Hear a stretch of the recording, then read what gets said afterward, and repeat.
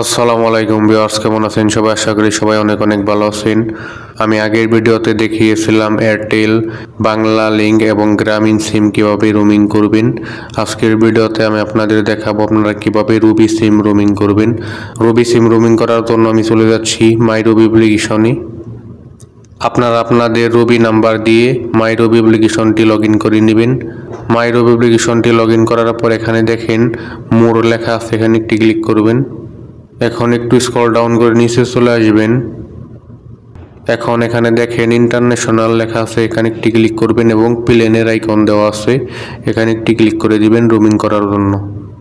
এখন এখান থেকে আপনি চাইলে রোমিং অফার দেখে নিতে পারবেন। এগুলো হচ্ছে এমবির অফার, মিনিটের অফার, কত ডলার দিয়ে কত এমবি কিনবেন, কত ডলার দিয়ে কত মিনিট কিনবেন, এগুলো দেখতে পারেন আগে থেকেই।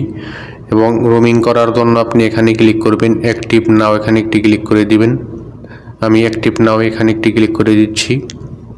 এখন এখানে পাসপোর্ট নাম্বার দিতে হবে এবং এই নিচের ঘরে দিতে হবে পাসপোর্টের এক্সপায়ার ডেট, এবং এখানে অটোমেটিক্যালি বাংলাদেশি দেওয়াই থাকবে।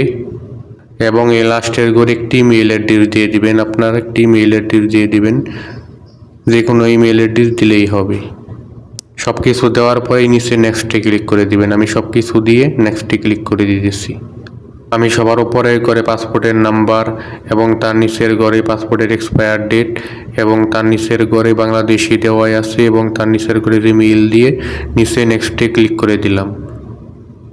এখন এখানে সর্বনিম্ন $10 রিচার্জ করা লাগবে। $10 নিচে হবে না, উপরে করতে পারবেন কিন্তু সর্বনিম্ন $10 রিচার্জ করতে হবে।